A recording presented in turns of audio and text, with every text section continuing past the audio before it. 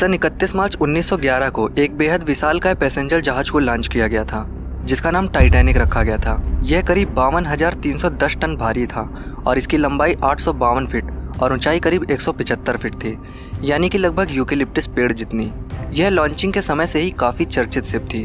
11 अप्रैल 1912 को लगभग 2224 लोगों से भरी हुई यह शिप क्वींसटाउन से न्यूयॉर्क जा रही थी। 3 दिन यह बिना किसी बाधा के अपनी यात्रा पर चलती रही, लेकिन 14 अप्रैल को रात 11:40 पर यह एक आइसबर्ग से टकरा गई, जिसके बाद इसमें पानी भरने लगा और पैसेंजर में काफ़ी भगदड़ मच गई।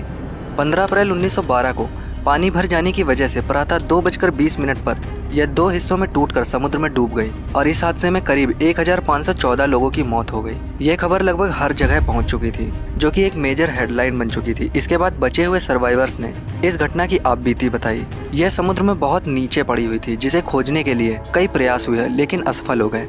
आखिरकार 73 वर्ष के लंबे समय के बाद टाइटैनिक को 12,500 फीट की गहराई में खोज लिया गया। एक बार फिर से यह सुर्खियों में छा गई। इसके बाद कई साइंटिस्ट और रिसर्चर्स यहाँ पर आए और इसके बारे में जानकारी इकट्ठा की। फिर यहाँ से चीज सामान निकाले जाने लगे और टाइटैनिक के कुछ टुकड़ों तक को निकाला गया, जिन्हें पब्लिक को दिखाने के लिए एक म्यूजियम में रखा गया। इसके बाद इन्हें बहुत से लोग देखने आने लगे। फिर धीरे धीरे डॉक्यूमेंट्री मेकर्स ने इस जगह पर जाकर सीधे इस जगह को टेलीविजन के माध्यम से लोगों तक पहुंचाया, जिससे इसकी लोकप्रियता और बढ़ गई। और फिल्म मेकर्स ने भी इस पर फिल्म बनाई, जिसने लोगों के मन में टाइटैनिक के प्रति और रुचि बढ़ा दी।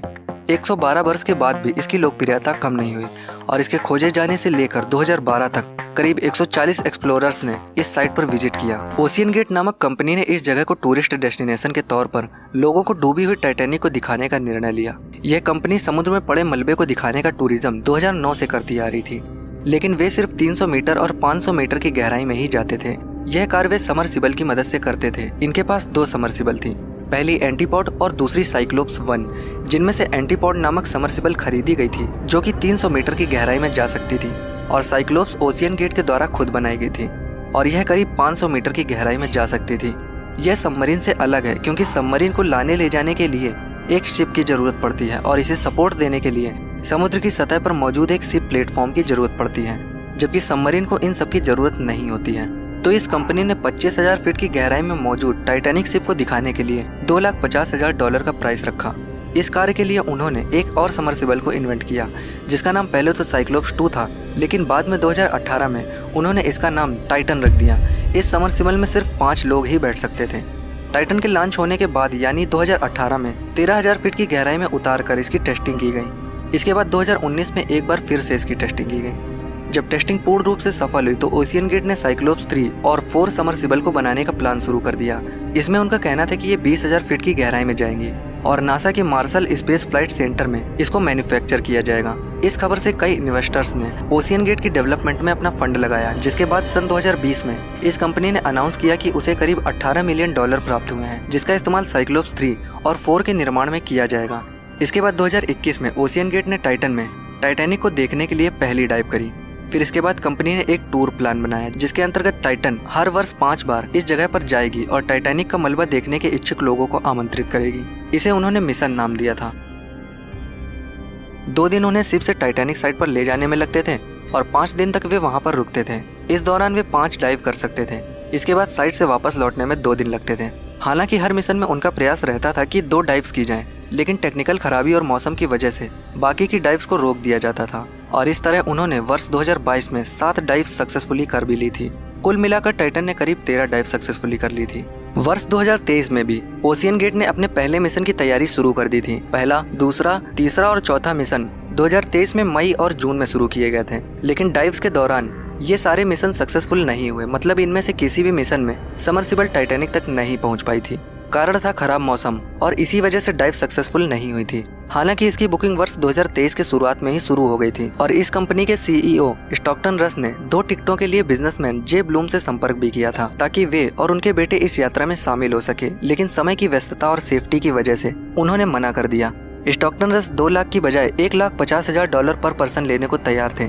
सेफ्टी को लेकर स्टॉकटन का दावा था कि यह सड़क पार करने जितना सुरक्षित है, लेकिन फिर भी उन्होंने सेफ्टी की वजह से इसे अस्वीकार कर दिया।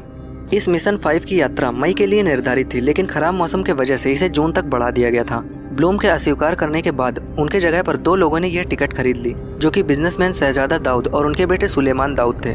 वे दाऊद हार्कुलस कॉर्पोरेशन के पाकिस्तानी ब्रिटिश बिजनेसमैन थे। इनके साथ ही ब्रिटिश एक्सप्लोरर हैमिस हार्डिंग थे जो कि बिजनेसमैन थे, और इसके साथ ही वे चैलेंजर डीप में भी गए थे जो कि पृथ्वी की सबसे गहराई वाली जगह है, और इन्होंने सबसे तेज पूरी पृथ्वी का चक्कर लगाने का रिकॉर्ड तोड़ा था। और 2022 में इन्होंने blue origin NS-21 space mission के अंतर्गत स्पेस की यात्रा भी की थी।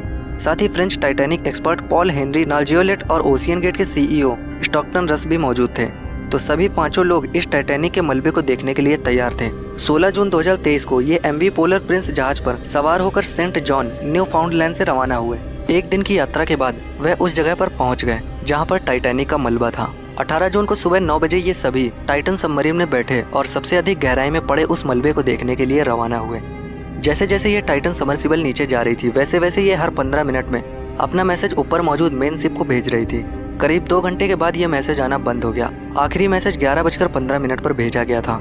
इसी दौरान US नेवी के top secret acoustic detection system ने एक आवाज सुनी, लेकिन ऊपर मदरशिप पर मौजूद लोगों को यह आशा थी कि सबमर्सिबल के वार्निंग सिस्टम ने उन्हें सचेत कर दिया होगा, और आशा है कि वे लोग ऊपर आ रहे होंगे, क्योंकि पहले डाइव्स में ऐसा हो चुका था और वह हर बार ऊपर आ जाते थे, इसलिए वे शाम 4 बजे तक ऊपर आ ही जाएंगे। लेकिन ऐसा नहीं हुआ और उन्होंने इस मिसिंग सबमर्सिबल की जानकारी शाम 7:30 पर US कोस्ट गार्ड को दे दी। उधर नेवी ने टॉप सीक्रेट सिस्टम के द्वारा रिकॉर्ड हुई इस आवाज की समीक्षा की और पाया कि यह एक इम्प्लोजन इवेंट की घटना हो सकती है, और इसकी जानकारी उन्होंने US कोस्ट गार्ड को दे दी। लेकिन फिर भी अगर टाइटन में कुछ ना हुआ होता तो इसके अंदर 96 घंटे की ऑक्सीजन थी। इसके बाद US और कनाडा के कोस्ट गार्ड, नेवी और एयरफोर्स ने टाइटन को खोजने का प्रयास शुरू कर दिया। इस सर्च मिशन में उन्होंने remote operated under water vehicle का इस्तेमाल भी किया। इसके साथ ही उन्होंने अंडर वाटर सोनार सर्च का भी इस्तेमाल किया। US कोस्ट गार्ड के अनुसार यह सर्च ऑपरेशन अंधेरा, गहराई, समुद्र की कंडीशन और उसके टेम्परेचर की वजह से बेहद कठिन था। उसे ढूंढना तब आसान था जब उसमें एकॉस्टिक बीकन लगा होता। यह डिवाइस हर सबमर्सिबल में लगी होती है जो कि साउंड इमिट करती रहती है, जिस वजह से अगर यह कहीं खो जाए तो रेस्क्यूअर्स को ढूंढने में आसानी रहती है। लेकिन टाइटन में यह नहीं था। 21 जून तक इस सर्च ऑपरेशन में सोनार कैपेबिलिटी को और बढ़ा दिया गया। इसके बाद रिमोट कंट्रोल व्हीकल ने सबमर्सिबल के मलबे को डिटेक्ट किया और फोटो को ऊपर मौजूद शिप पर ट्रांसमिट कर दिया। 22 जून दोपहर 1:18 पर US कोस्ट गार्ड ने टाइटन सबमर्सिबल के मलबे की जानकारी दी, जो कि टाइटन के मलबे के पास ही पड़ा हुआ था, जिसकी जानकारी शाम 4 बजे US कोस्ट गार्ड ने दी, जिसमें बताया कि सबमर्सिबल का इम्प्लोजन हुआ है और सभी लोगों ने इस दुर्घटना में अपनी जान गंवा दी है। फिर 28 जून को इस मलबे को वहां से निकाला गया, जिसमें टेल कोन, लैंडिंग फ्रेम, इलेक्ट्रॉनिक्स और इसके अलावा कुछ और मलबा भी पड़ा हुआ था। इस मलबे में ह्यूमन के अवशेष भी पाए गए थे। आखिर यह क्यों हुआ? टाइटैनिक समुद्र की बहुत अधिक गहराई में पड़ा हुआ है, जो कि करीब 25,000 फीट है। इसका अंदाजा आप इस बात से लगा सकते हैं कि पानी की 597 फीट की गहराई में स्टैचू ऑफ यूनिटी है। इस गहराई में ब्लू व्हेल पाई जाती है और लगभग ऐसे ही 2 स्टैचू को एक सीध में लगा दें तो यह एफिल टावर जितनी लंबाई हो जाती है, जो कि 984 फीट ऊंची है। इतनी गहराई में जाइंट स्पाइडर क्रैब पाया जाता है। इससे अधिक गहराई में सूर्य की रोशनी आना बंद हो जाती है। इसकी और गहराई में जाएं तो यहाँ पर पेट्रोनियस ऑयल प्लेटफॉर्म उपस्थित है। यह इतनी गहराई है कि एक सीध में 2 एफिल टावर को लगा दिया जाए। बात करें अगर फीट की तो यह लगभग 1800 फीट की गहराई में है, और इस गहराई में बोगैनविला, सुपर सिलेरिस और जाइंट स्क्विड जैसे जीव पाए जाते हैं। और अधिक गहराई में ऐसे ही 2 पेट्रोनियस ऑयल प्लेटफॉर्म को एक सीध में रखे जाने पर यह बुर्ज खलीफा जितनी लंबाई हो जाएगी, जो कि करीब 2700 फीट है। इस गहराई में बैरली और एंगलर फिश जैसे जीव पाए जाते हैं, और ऐसे ही करीब 3 बुर्ज खलीफा को एक सीध में लगा दिया जाए तो यह पैराडिडो फ्लोटिंग ऑयल प्लेटफॉर्म जितनी गहराई हो जाती है, जो कि करीब 8000 फीट की गहराई में है। इस गहराई तक fang tooth fish, black dragon fish, star eater, giant tube worm और घोस्ट फिश जैसे जीव पाए जाते हैं। 13000 से 16000 फीट की गहराई में पैसिफिक वाइपर फिश और डीप फिश ड्रैगन जैसे जीव पाए जाते हैं। और ऐसे ही 3 पैराडिडो को लगा दें तो तब जो गहराई आएगी उतनी गहराई में टाइटैनिक का मलबा पड़ा हुआ है, मतलब कि करीब 25000 फीट की गहराई में। इस गहराई में ग्रैंडियर्स, स्यूडोसिलेरिस, सोरेई जैसे जीव पाए जाते हैं। टाइटैनिक से भी अधिक गहराई में करीब 27000 फीट में कस्क ईल जैसा जीव पाया जाता है, जो कि प्यूर्टो रिको ट्रेंच में पाया गया है। और इतनी गहराई में समुद्र का प्रेशर बहुत ज्यादा होता है, एक हाइड्रोलिक प्रेशर से भी ज्यादा। फिर भी इतने प्रेशर और ठंड को भी यह मछली झेल लेती है। तो जिस गहराई में टाइटैनिक का मलबा पड़ा हुआ है उस गहराई में समुद्र का प्रेशर लगभग 5600 पाउंड पर स्क्वायर इंच होता है। और इतनी ही गहराई और प्रेशर में टाइटन सबमर्सिबल गई थी। हालांकि यह पहली बार नहीं गई थी, इससे पहले भी यह जा चुकी थी, लेकिन इस बार इसमें इम्प्लोजन हो गया था। इम्प्लोजन ऐसी घटना है जिसमें किसी भी ऑब्जेक्ट पर बहुत तेजी से प्रेशर पड़ता है, जिस वजह से वह अपने ही अंदर कोलैप्स यानी दब जाती है। यह समुद्र की सबसे अधिक गहराई में होता है, जहाँ पर पानी के दबाव की वजह से किसी ऑब्जेक्ट पर बहुत ज्यादा प्रेशर पड़ता है और अगर इस स्थिति के लिए समरसिबल को बनाने में कोई भी गलती की गई तो समरसिबल में इम्प्लोजन हो सकता है। क्योंकि ज्यादातर समरसिबल स्टील, टाइटेनियम और एल्यूमिनियम से बनाई जाती है, लेकिन टाइटन के कंपोजिट हल को बनाने में कार्बन फाइबर और टाइटेनियम का उपयोग किया गया था। स्टॉकटन रस का इस बारे में कहना था कि जितना खर्च एक समरसिबल को बनाने में आता है, कार्बन फाइबर की वजह से इस खर्च को बेहद कम कर दिया गया है, क्योंकि कार्बन फाइबर अत्यधिक प्रेशर में अचानक टूट जाती है, न कि अन्य मेटल की तरह पिचकती है। इसकी बनावट की बात करें तो इस टाइटन समरसिबल को ले जाने के लिए इस रैंप की जरूरत होती है। कम्युनिकेशन के लिए ऊपर मौजूद शिप से कम्युनिकेट करती रहती है। टाइटन का साइज एक SUV जितना था, जिसमें 5 लोग बैठ सकते थे। इसके पीछे एक टॉयलेट था। इसे चलाने के लिए एक जॉयस्टिक गेम कंट्रोलर का उपयोग किया जाता था, जो कि इन 4 थ्रस्टर की मदद से अपनी दिशा बदलती थी। इसकी टेल में ऑक्सीजन और नेविगेशन सिस्टम लगा हुआ था, जो ऑटोमेटिक कार्य करता था और इस ऑक्सीजन सिस्टम की मदद से केबिन में मौजूद कार्बन डाइऑक्साइड से 50% ऑक्सीजन को निकालकर वापस केबिन में भेज दिया जाता था और इस तरह समरसिबल के अंदर 96 घंटे की ही ऑक्सीजन थी। इसका एंट्रेंस टाइटेनियम का बना हुआ था, जो कि सिर्फ बाहर से ही खोला जा सकता था। एक बार इसमें यात्री बैठते थे तो इसके बाद बाहर से बोल्ट लगाकर उन्हें बंद कर दिया जाता था। वैसे इम्प्लोजन की घटना का कारण इसका सिलेंड्रिकल शेप भी हो सकता है, जिसमें बाहर का दबाव सामान्य रूप से नहीं लगता है और इस अनियमित दबाव की वजह से खासकर कार्बन फाइबर में क्रैक हुए होंगे, यानी कि उसमें डीलैमिनेशन हुआ होगा, जिससे यह इम्प्लोजन की घटना घटी होगी। डीलैमिनेशन मतलब कि कार्बन फाइबर जैसे हार्ड मटेरियल को कमजोर पॉलीमर मैट्रिक्स में बाउंड किया जाता है, जिसमें अगर अत्यधिक दबाव पड़ता है तो इसकी परतें छूटने लगती हैं और इसमें क्रैक्स आने लगते हैं। ऐसा तब भी हुआ था जब इसकी 2 बार टेस्टिंग की गई थी। दरअसल सबसे अधिक गहराई में टेस्ट करने के बाद इसके कंपोजिट मटेरियल कार्बन फाइबर में दरारें आ गई थी या फिर डीलैमिनेशन हुआ था और सेफ्टी कंसर्न की वजह से वहां के इंजीनियर ने इस बात के लिए उन्हें चेताया भी था, लेकिन उसे बाहर का रास्ता दिखा दिया गया था। जिसके बाद 2021 में इस कंपोजिट हल को बदल दिया गया था और यात्रा के लिए टाइटन को ओपन कर दिया गया था, जिसके बाद टाइटैनिक तक करीब 13 डाइव्स भी की गई थी, साथ ही 50 टेस्ट डाइव भी की गई थी और ऐसा हो सकता है कि हर डाइव्स में यह कमजोर होता गया हो और इम्प्लोजन से इसमें डीलैमिनेशन हुआ होगा, जिसकी आवाज पहले से ही सुनी जा सकती है। और इतनी अधिक गहराई में इम्प्लोजन की गति बहुत तेज होती है, करीबन 1 मिलीसेकंड तक। तो जब इम्प्लोजन हुआ था तो इस दौरान कार्बन फाइबर के टुकड़े अंदर की ओर इतनी तेज गति से टूटे कि समरसिबल में बैठे सभी लोग एक झटके में खत्म हो गए। इम्प्लोजन में इन टुकड़ों की स्पीड 2600 फीट पर सेकंड रही होगी, जो कि एक बुलेट की रफ्तार जितनी है और इसकी संभावना अधिक है कि टाइटन में लगा हुआ कार्बन फाइबर ही इस दुर्घटना का जिम्मेदार है, क्योंकि इम्प्लोजन के बाद जो मलबा बरामद किया गया उसमें कार्बन फाइबर का कोई बड़ा टुकड़ा नहीं मिला है।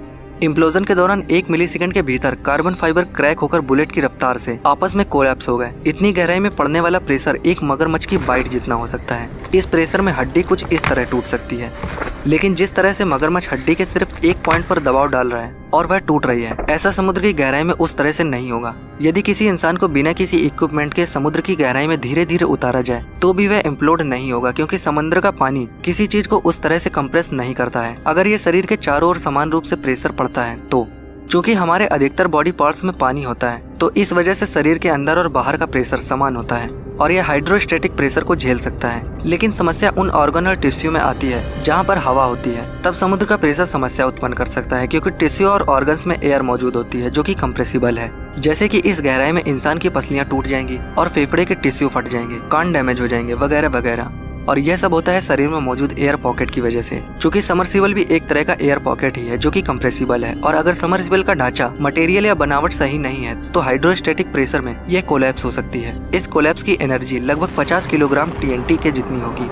हालांकि यह बाहर की ओर फट रहा है, लेकिन इतनी ही ऊर्जा से यह इम्प्लोजन अंदर की ओर कोलैप्स होगा और कार्बन फाइबर के टुकड़े एक गोली की रफ्तार से एक केंद्र पर जाने की चेष्टा करेंगे। कार्बन फाइबर हड्डी से भी ज्यादा मजबूत होता है और इस दौरान जो भी इस चैम्बर के अंदर होगा, ये सभी टुकड़े उस शरीर को एक तरह से ग्राइंड करके उसे पेस्ट में बदल देंगे। लेकिन अगर कोई चैम्बर के उस हिस्से में बैठा है या उसका शरीर का कोई हिस्सा इस दबाव से थोड़ा दूर है, फिर भी अंदर जाने वाले पानी की ही इतनी गति होगी कि उसके साथ बहने वाले कार्बन फाइबर के नुकीले टुकड़े उन हिस्सों को छोटे छोटे टुकड़ों में काट देंगे। बरामद मलबे में कोस्ट गार्ड ने कन्फर्म किया है कि उसमें ह्यूमन रिमेन्स पाए गए हैं। कैटास्ट्रोफिक इम्प्लोजन में अंदर बैठे सभी लोगों को इस अचानक हुई घटना का पता नहीं चला या फिर दर्द का अनुभव ही नहीं हुआ। नर्व एंडिंग नोसिसेप्टर्स पेन को 0.1 मिलीसेकंड में डिटेक्ट करते हैं और इस इंफॉर्मेशन का स्पाइनल कॉर्ड से हमारी न्यूरॉन तक पहुंचने में करीब 5 से 50 मिलीसेकंड का समय लगता है और इसे माइंड में प्रोसेस होने में टोटल 100 मिलीसेकंड तक लग सकते हैं, जो कि इम्प्लोजन से बहुत धीरे है, जो कि 1 मिलीसेकंड में हो जाता है। और इसके अलावा इस घटना को अंदर बैठा व्यक्ति देख तक नहीं सकता, क्योंकि यह भी उस इन्फॉर्मेशन को माइंड तक पहुँचने और उसे प्रोसेस करने में समय लेता है। होता है, जो कि करीब 50 मिलीसेकंड है। वैसे देखा जाए तो जो भी हम देख रहे होते हैं वो सब हमारे माइंड में प्रोसेस होता है और तब हमें वह समझ में आता है, और यह घटना को तुरंत नहीं देखता है कि कोई घटना घटी और उसे उसी समय पता चल गया। हम चीजों को पास्ट में देखते हैं। इम्प्लोजन ऐसा ही है जैसे एक ही पल में लाइट ऑफ हो गई।